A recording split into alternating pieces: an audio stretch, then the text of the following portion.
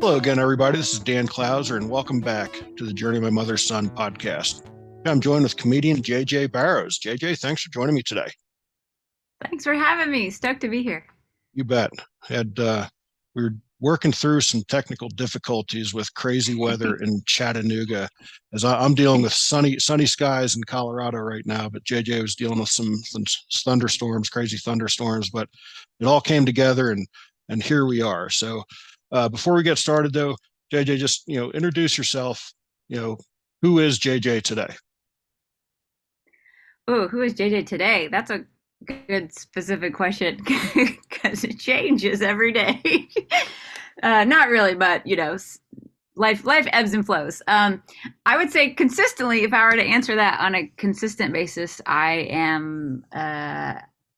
Wow, I'm so many things. I'm a comedian. I'm an artist. I'm an author. Those are things that I do, but I'm also just I think, a pretty simple girl who loves being at home, even though she loves to go out and travel and see the world. But I'm an introvert at heart, so I love downtime. I love spending time with my husband. I love being in Tennessee, but I also love the ocean, so I like to get out there as often as possible.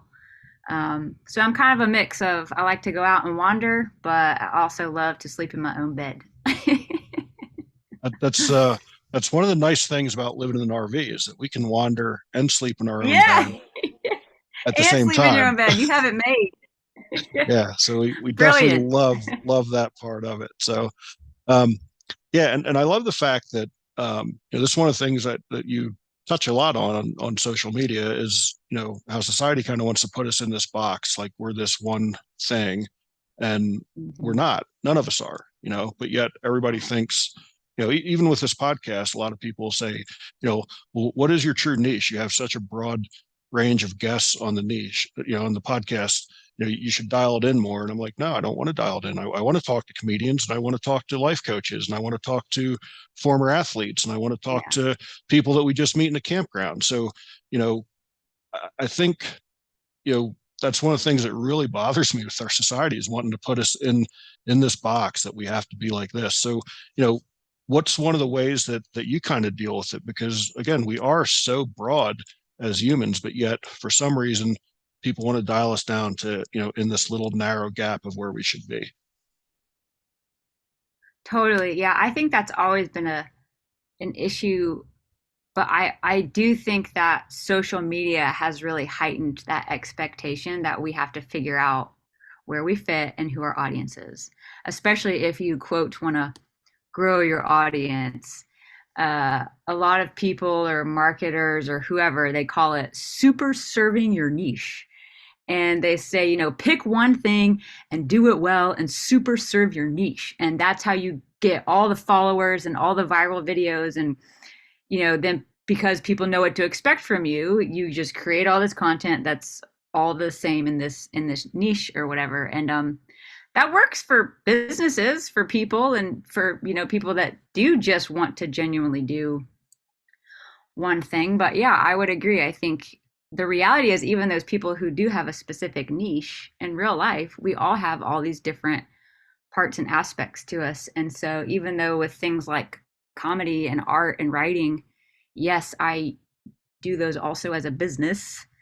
And you have to figure out how to find the balance between, how do I show up in the business that I'm in, but also not suppress these other sides of me that um, I don't feel like I should have to hide just because they don't fit the quote niche on social media. And so one of the ways that I do that is by just, at least what I think is me just being myself on social media. I don't just post straight up stand up videos. A lot of comedians do that and they say that's how you're going to grow your following as a comedian. And it's like, cool, but it's a weird mix. I know I need a following in order to be a comedian. I need people to show up to shows, right? You need an audience, but um, to keep my own sanity, I also need to just be me at home or in everyday life. And the reality is, whether it's social media or whether it's people I interact with in the real world, like I need a space for it to just be okay to be me and not an entertainer. And so for me, what that looks like is showing up online as I would in my day to day life and not limiting it to just comedy videos. And oh, people are going to unfollow me if I don't post a comedy video. And it's like, oh well. That's what's going to keep me from burnout. You know, it's a lot of prep, even just going into shows. And so I can't spend all of my downtime or prep time as well trying to figure out what comedy to create also for the internet, you know, on top of the shows. And again, I know people do that, but I don't have the mental capacity and space to do all that. And so that's a small way that I do it. But since we do live in a social media, internet driven world, that's a small way in which I just try to show up and allow all of the parts of me to kind of just, you know, have a place in the world, so to speak. Yeah, I love that. And even, prior to my wife and I selling our house and, traveling in the RV, I was a baseball coach for 30 years, coached baseball and a little bit of softball toward the end of my career. And Wow. people wanted me to to just put me in that, like I'm just a baseball guy, which I was, but Yeah. there was also all this other stuff that made me who I am. Like I loved music and I loved art and I loved, you know, getting Yeah. together with friends. And it wasn't just all about baseball. And it just seems bizarre to me that people want to, dial it in. Even, I've published 3 books so far. The first 2 are both memoirs. The third one was a children's book. Actually, I'm wearing the shirt right now, written as though our dog was the author and his perspective of driving Oh, around in an cool. RV. And I had this thing where I wanted to be published. I wanted to be a published author for the longest time. And I'd talked to a publisher, and um, that person had told me that the children's book was a terrible idea, that it was outside of my niche.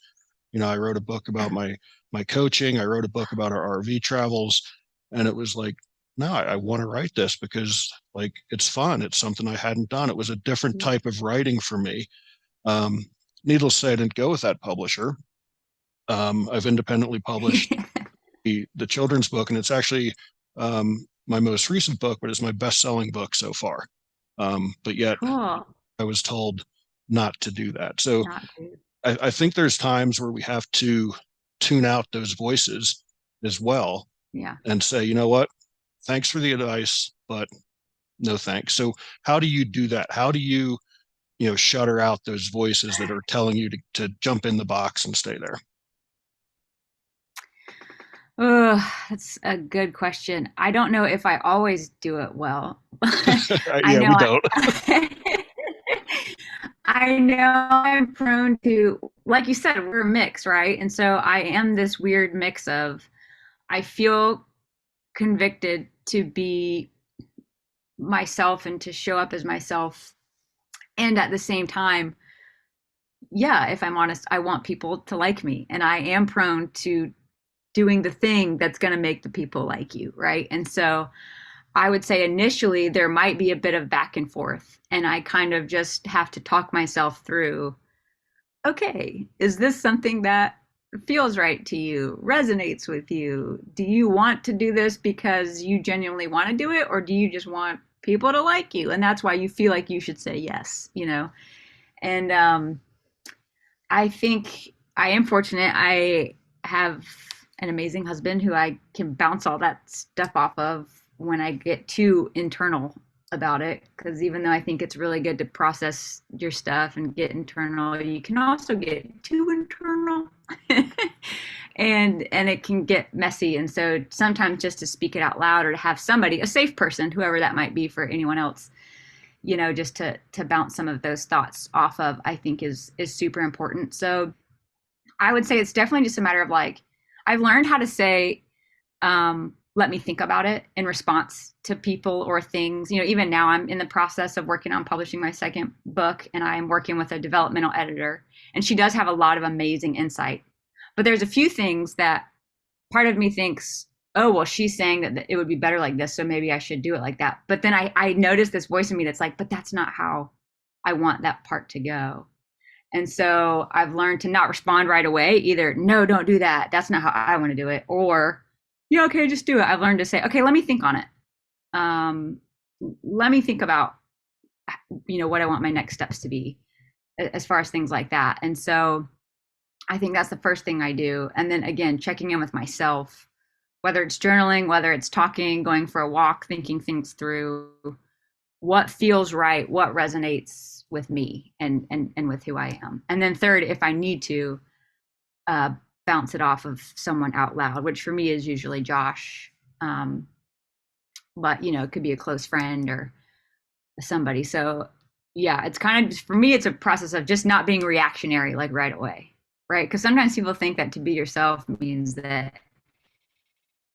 you do that to a point where you're like, well, I don't care about you. It's about what I want and I like. And so, but I think there's a way to still care about people and their insights and their advice without thinking that you have to get like swallowed up in it. So yeah, not that I always do it well, but that's how I try to usually go about it when faced with, do I show up as me or do I show up with who they want me to be?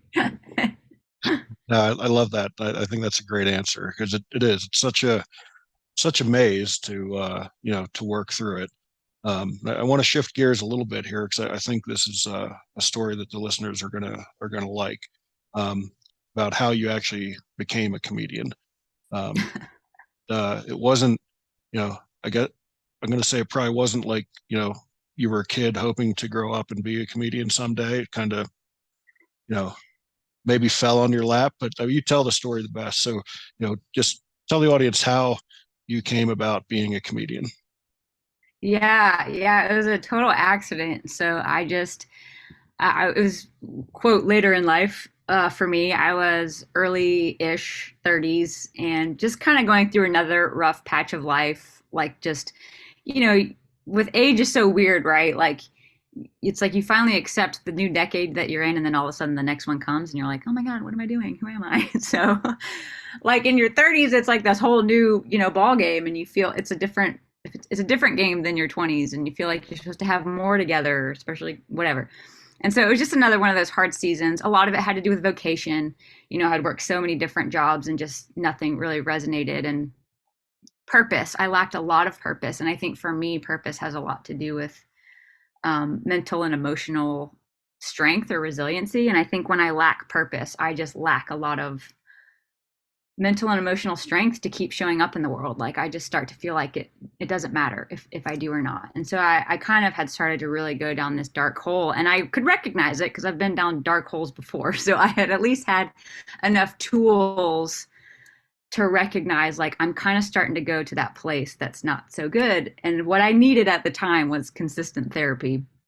Um, but I was also not in a place financially where that was something that I could afford. And so I just Googled, like happy hacks, alternative methods to therapy, or therapy, you know, tips that aren't expensive, or, I just random, I can't even remember all the phrases, but just stuff like that. And one of the things that no matter what I typed that kept coming up was improv comedy. And I was like, interesting. And so I knew a little bit about it. I knew that it was, that you do comedy in a group of people and you make up stuff on the spot. And it had said, it's a great way to get out of your head. It's a great way to get unstuck. You're working in community with people. It takes you out of your comfort zone, which that creates, a sense of confidence and resiliency and da da da da. And I was like, okay, a 6-week improv course costs about the same amount as 1 hour of therapy or whatever it was. I was like, I think, that'll at least take me 6 weeks longer. I'll try it. And so I had signed up for the course. And what I didn't know was I showed up on the day of, and I don't know if there was a glitch in the system or what, but the teacher was like, oh no, improv was full. This is a stand-up comedy class. And I was like, oh, well, it's probably the same thing. Like I did not know a whole lot about comedy at all.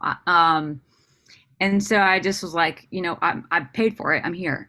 Let's do this. And so on the first day of class, the teacher asked everyone to go around the room and say why they were taking the class. And so, each person takes a turn getting on stage. And like literally everyone that's in there was like, oh, I've always wanted to be a comedian.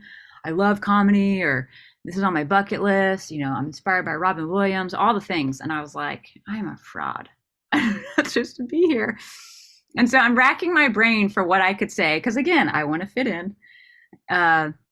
Even though I feel like I'm not supposed to be there. And I couldn't think of anybody. I didn't know what to say. And so I just pulled an audible. And when I got on stage, I was like, whatever. I just told the truth. I said, honestly, like I just needed therapy, but I couldn't afford it. and, and everyone started laughing. And the teacher was like, "That's funny." And I was like, "Oh, I was being serious." And it was this, and then they laughed again. And it was this aha moment where I realized that it was okay for me to show up as myself. Like I didn't actually have to hide the insecurities. I could actually talk about them, and people would laugh, not necessarily because they were laughing at me, but because they could relate, because they know what it's like to be insecure about something and to voice it out loud and whatever. And I remember the teacher saying, "But you saying that right there, the fact that you're serious, the fact that this is true, that's what makes it so funny."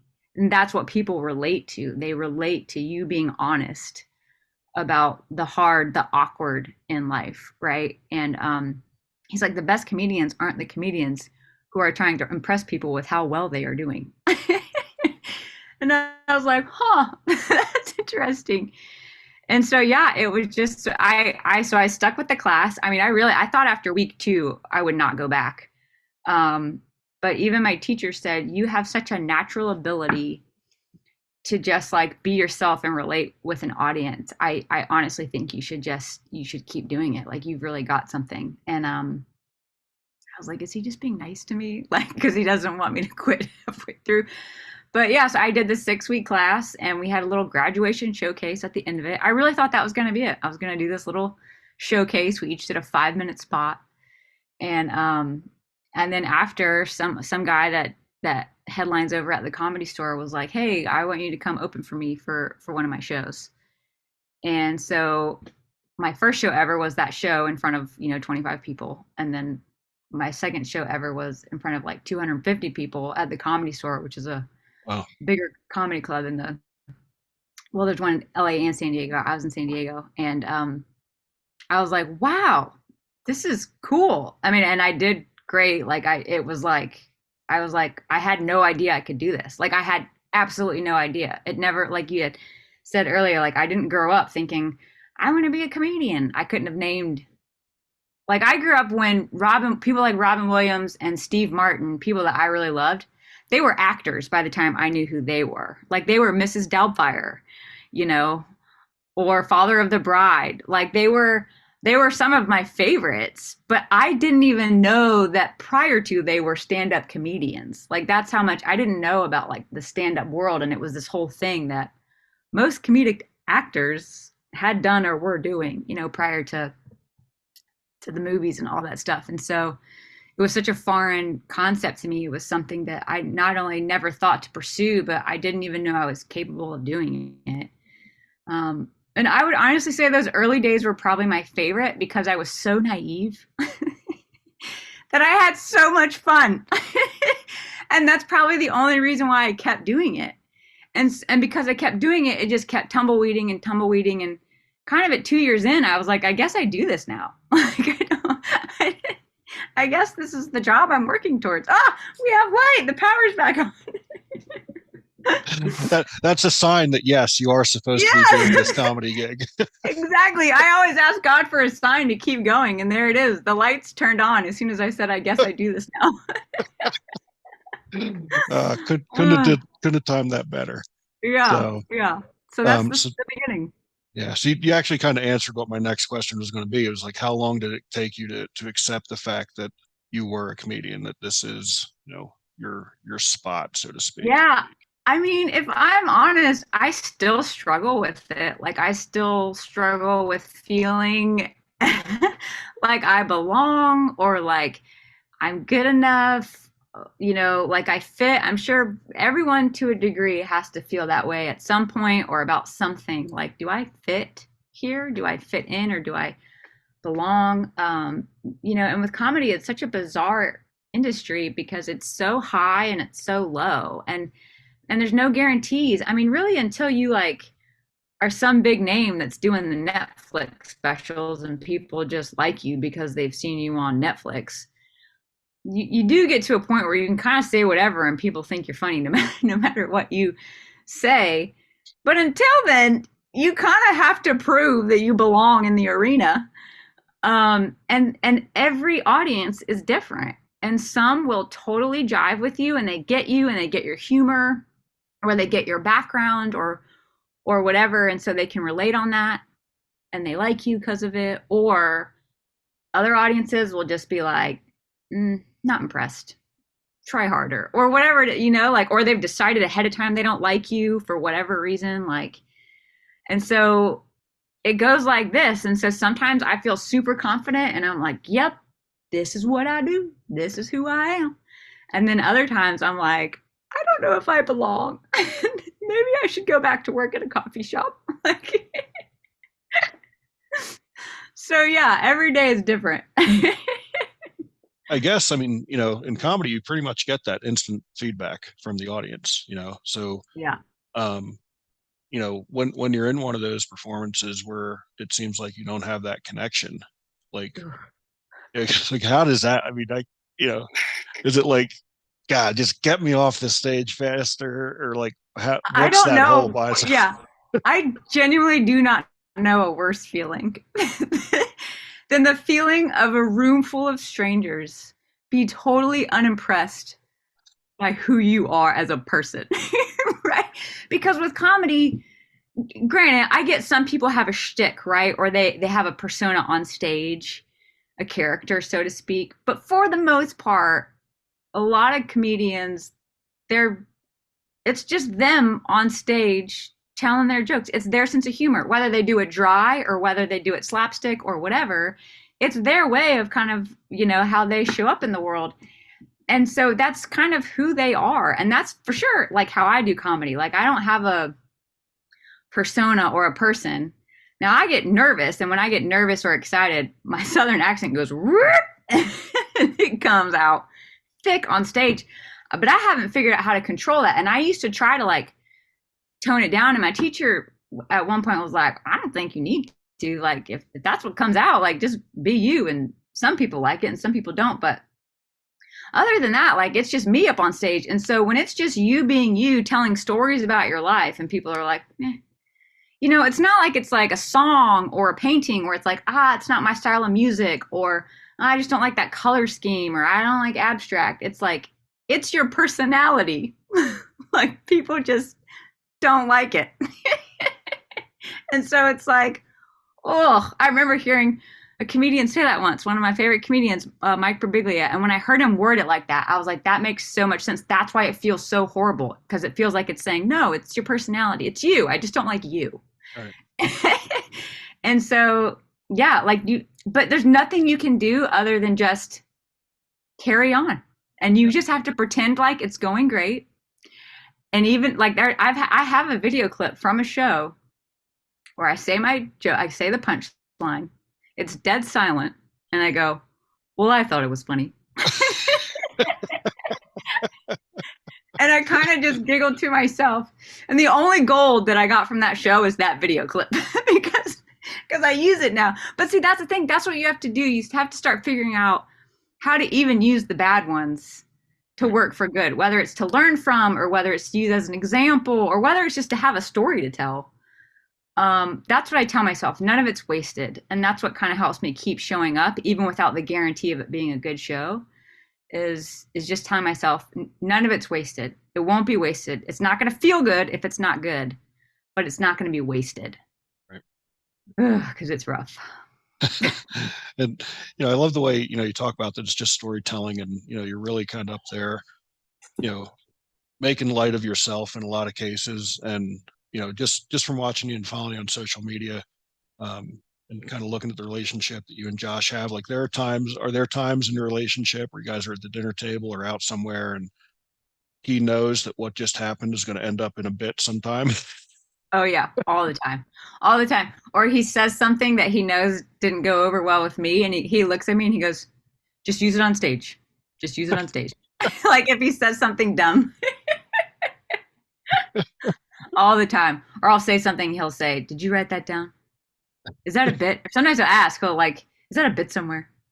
Like, no, but I need to write it down. It's a good reminder. Because it's true, life is just full of weird, odd, funny, unique, quirky experiences. And I mean, sometimes so much so I can't keep up, and it gets overwhelming. And even just, people say all the time, like, oh, I bet you'll use that as material. And it's true, it is there. But then the process it takes just to write it into material is like, oh my God.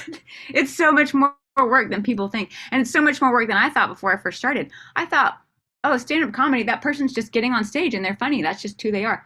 I didn't know all the work that went into them doing that. I didn't know that they did all the writing, all the editing, all the redoing, all the memorization. Like they weren't just, oh, here's what happened today. They make it seem like that. Right. But they had that well memorized long before you ever showed up at, the show that night. And so that part I really underestimated, when I first started, was how much work even just went into like 5 minutes of time. Right. I mean, Yeah. mind blowing. Yeah. Yeah. And that goes not just with comedy, but just about anything out there. I don't think Yeah. people really appreciate the time that goes into it. Like even, I knew a guy who was in charge of a marching band that traveled around, and he would talk about, yeah, we basically do 6 months of rehearsal for a 12-minute halftime show. Yeah. And people think that like they just show up. It's like, no, there was a lot that happened Yep. before that, before you got to see it. So I believe um it. it's fascinating to really kind of comprehend that, and I'm always a guy who's like always looking at what's going on behind the scenes, and Yeah. so that's fascinating how much work goes into it, and I don't think people really appreciate that. But I do think that the ability to tell stories and to kind of make fun of yourself and allow people to relate to that, because again, that's where you get the biggest laugh, is when somebody looks at their husband or wife and like, oh yeah, we've been there. Like, Yeah. so, how important, just in life in general, how important is it to be able to kind of take a step back and, look at ourselves and laugh, Oh and my just not God. get caught up in it. Yeah. It's like I would have thought before doing comedy. I mean, I think I've always had a fun or funny-ish sense of humor. I do remember kids or people, or like I remember one time when I was in high school, one of the parents at youth group said, I just talked to the boy I was dating in high school. I just asked him what his favorite thing about you was, and he said it was that you were so funny. And I remember as a 15-year-old thinking, he didn't say I was pretty. That's Like, all. That's all I got. yeah, that's all. I want my boyfriend to think I'm pretty, not funny.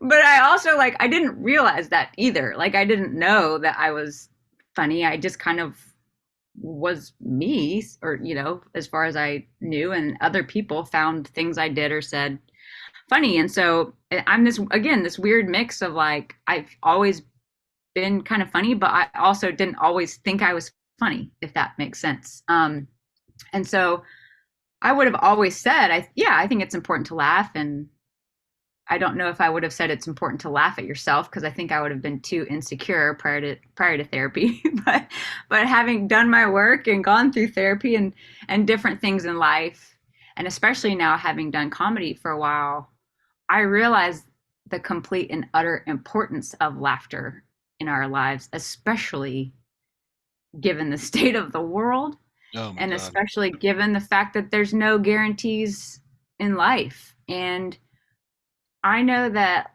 life can just feel so utterly pointless sometimes, whether it's because of what's going on around us and nothing makes sense, or it's because something happens to us personally in our own lives and it's like too hard to grapple with, that it's like, what is the point of even, this existence? And so I think it's things like laughter, just those coming up for a breath of air from what feels hard or confusing about the world.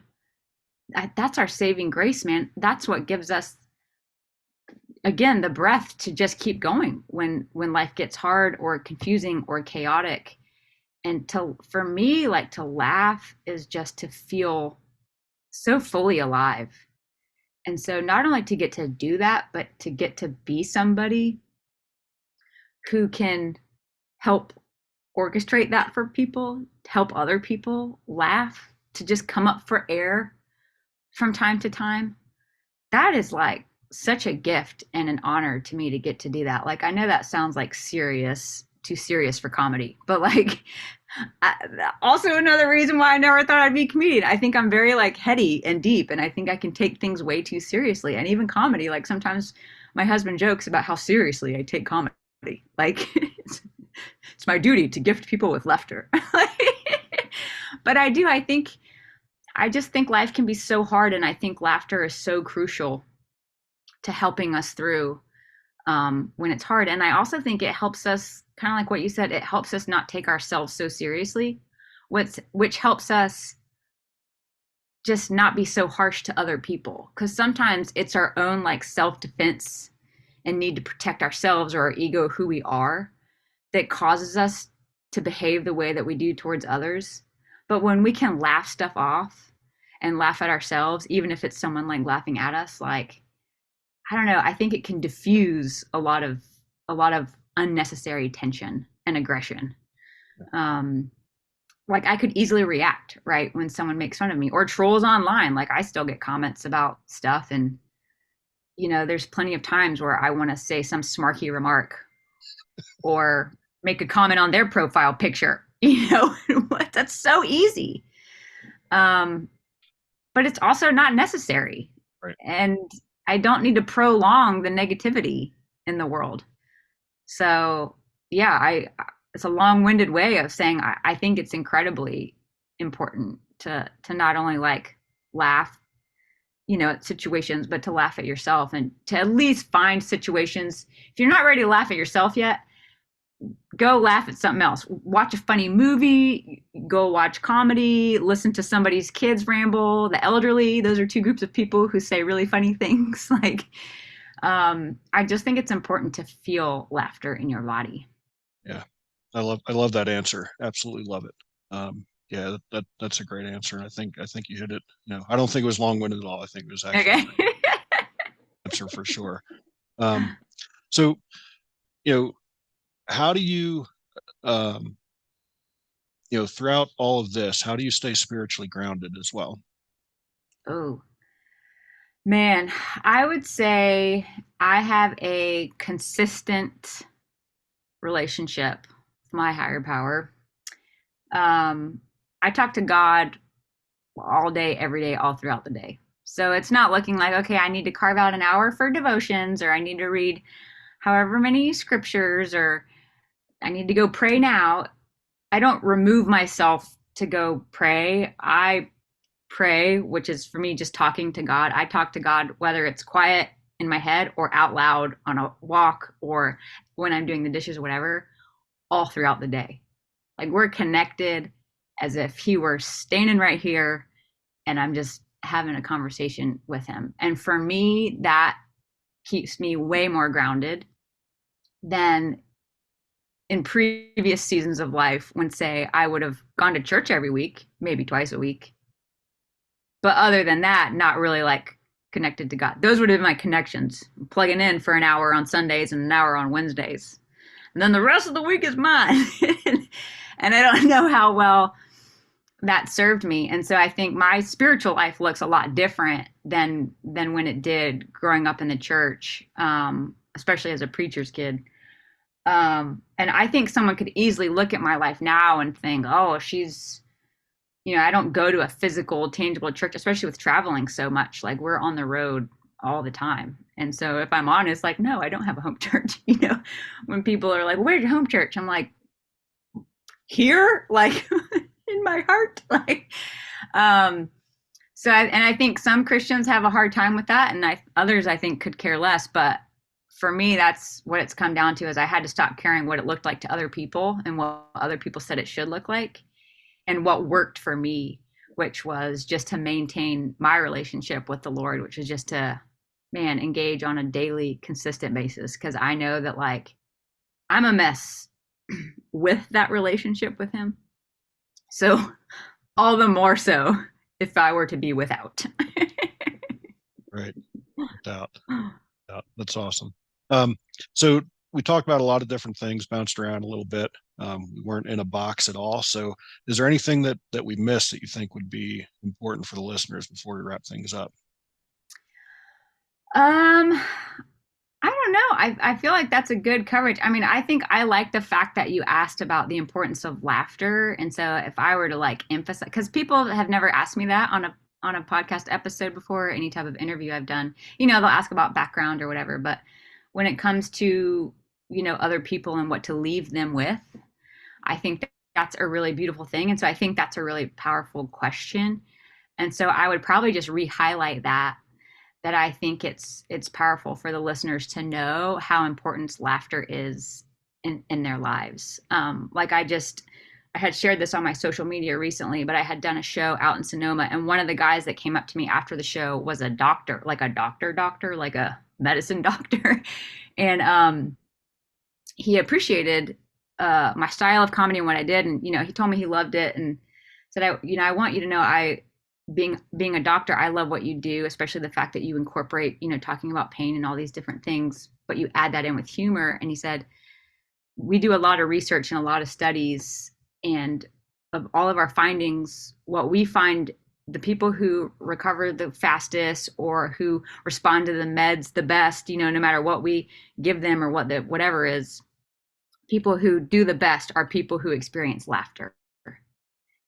And he said it's just such an underused but most important thing in the medical field. And he said we're actually trying to draw more attention to, I'm not saying like don't give people meds and make them laugh, I'm saying there's something to the body's resiliency even responding to meds or whatever it is, because it's experiencing life and it's realizing that life is worth it. And there is a point, or whether, I'm not saying again like don't take your meds, but it's reacting with what your body needs. It's choosing to, I'm going to take this because I believe life is worth it. They all of a sudden feel this again, this sense of purpose, and that there's a point to keep going, whether it's the elderly or the sick or whatever. And so I would just re-highlight that, like, where you can, when you can, experience laughter, not at the expense of others. I'm not into, that's not my style of comedy, making fun of other people for the sake of a laugh.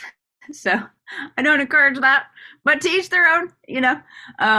But where you can and when you can, I would say try to feel a good laugh. Go get a good belly laugh somewhere. It's such a good reminder that life is worth it. Yeah. And you can almost feel a release when you get one of those Yeah, good belly laughs. Like you really can, like it's just a you weight can. lifting off of you, you know? Yeah, I've laughed so hard before that I've started crying because it felt so good to laugh that hard. And I love that. I had one woman tell me that after a show one time, and I was like, life made. I'm done. If I've done that for someone else, I've done it. That's some good stuff. And just before I get to my final question and some other stuff, one other thing, I don't think it's proper to do a podcast with JJ without talking real quick about Dolly. Mm, And I think yes. one of the things that we reiterated, I think, is one of her um, most awesome traits is like where people talk about the character she created, and it's like, look, I'm in on it. Right. Like I'm the one who created the joke. I'm just letting you guys laugh with it. So just tell me a little bit about how that you know kind of using her as a role model, I guess, Yeah. is so Yeah. just talk a little bit Totally. about Dolly before we wrap things up. Yeah. So for me, she is just the epitome of of it all. I think, people be like, "Oh, what do you like about Dolly Parton?" I mean, like, Jolene's a great song, but like, what? And it's like, no, no, no, no. The music is only the half of it. Okay, like, yes, great music, super talented, but like, as a female in the entertainment industry who has managed to, like you said, create a character which she is in on. Like, people for so long thought she was the butt of the joke. She created the joke. The woman is brilliant. So she's in on it. She knows she's flashy. She knows she's gaudy. She knows, that people make fun, but she also says like all this might look fake and gaudy and whatever. The thing is I give people something to look at, but once they're looking, I say something worth saying. Like she does not waste people's attention. Yeah. She doesn't do it for no reason.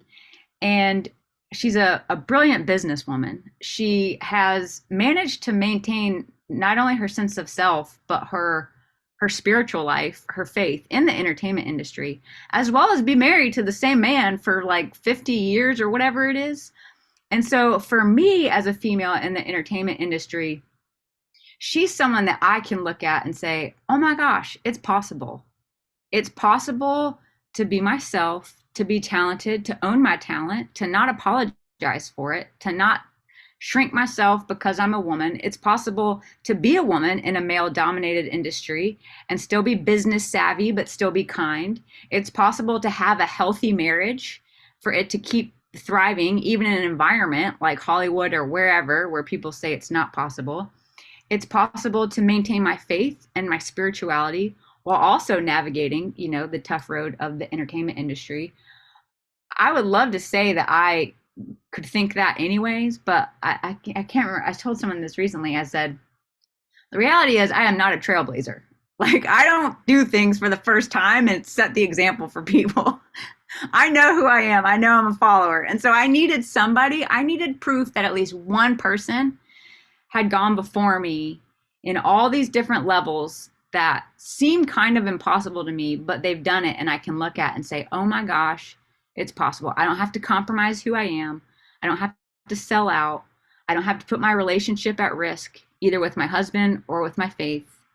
And I can still be a successful businesswoman and not apologize for that. Like, that's phenomenal to me. So yeah, she's definitely like a huge role model. And on top of that, she's a comedic genius. Like, her timing is flawless, just in every way.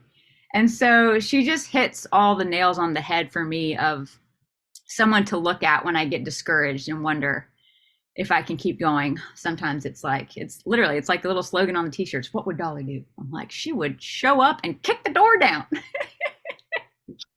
Love it.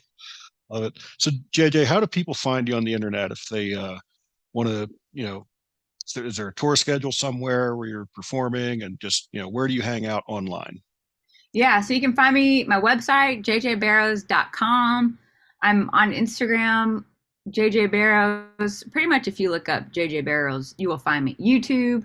I used to be way more active with videos. Travel gets hard, but I do have my email list. If you sign up for my email list on my website, I send out emails, whether it's show schedules. I try to do a monthly video update. I've been very lax at that in more recent months, but I'm human. I try, but yeah, if you want to actively find me, I'm definitely on Instagram a lot. That's, I'm too old for TikTok. MySpace is no more, so so I'm on Instagram. Yeah, I can relate to that for sure. Yeah. So, as you know, the subtitle of the podcast is Many Little People in Many Little Places, which comes from the opening lyrics of the Michael Franti song Gloria, which go, when many little people in many little places do many little things and the whole world changes. So, what's one of the little things that JJ does on a daily basis to make the world a little bit better place? I love that question so much because I think my answer genuinely is such a little thing, like just so little that it's like, I think everyone probably wants a big, good answer, right, to a little question, which is funny because I'm like, oh, what's something that could be impressive? But um, mine would be that I wake up every morning and I spend time being quiet. I don't rush into the day. I don't get on my phone. I don't check social media. I don't look at screens. I make my coffee and I sit quietly. And sometimes that might look like prayer, whether I'm thinking it or out loud. Sometimes I might journal, but for the most part, I sit and I let there be time for me to do nothing, for there to be nothing expected of me, for me to just be me and realize that I am okay. That I am okay with who I am, that I am okay being me, that I am okay not having accomplished anything, that it's okay.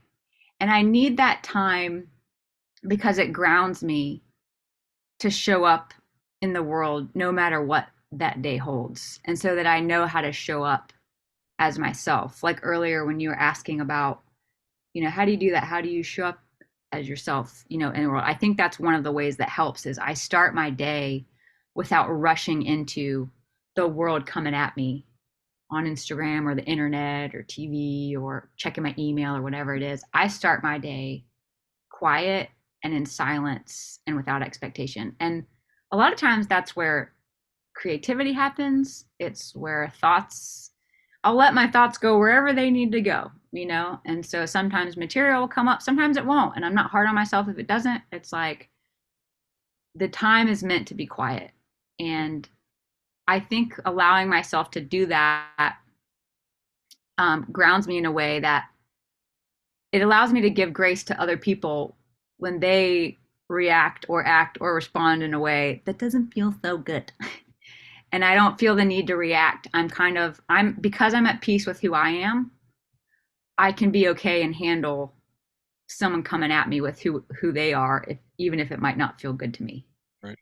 And so I think that's my little way of showing up in the world that hopefully helps a little bit, no matter what interaction I come across throughout my day. No, I love that. It's a great answer.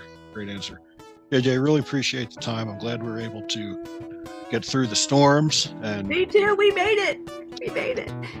The podcast, and we were determined to get this thing done. I think we've been talking about doing this for probably 2 months or so, and we finally got here between trips to Alaska and me traveling all around and schedules, and boom, here we are. We didn't let a thunderstorm mess us up. We got together and did it. So love it. Appreciate the time. For those out there listening, be sure to check out my other podcasts and blogs at journeymymotherson.com. While you're there, pick up a copy of one of my books. I'd greatly appreciate it. JJ, thank you very much for the time, and really appreciate having you on the show. Yeah, thanks for having me. Loved being here. You bet.